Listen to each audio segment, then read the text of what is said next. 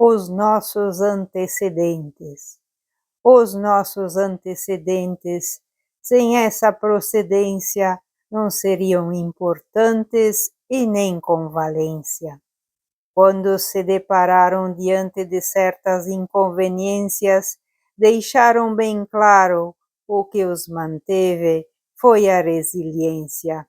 Não adiantaria ter pago caro se aqueles heróis do passado não tivessem deixado o legado em um país estranho.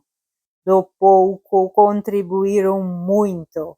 Proibidos de pronunciar sua fala, guardaram no seu intuito o que não coube na mala.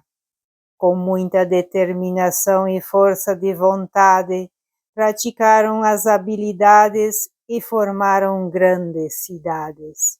Em meio às matas e perseguições, resistiram às intempéries, enfrentaram animais ferozes como onças e leões. As terras que habitamos não eram prontas assim. A luta dessa gente nunca chegava ao fim. Muito suor escorreu do rosto, com fé, trabalho e luta, superaram a conduta e derrotaram o desgosto.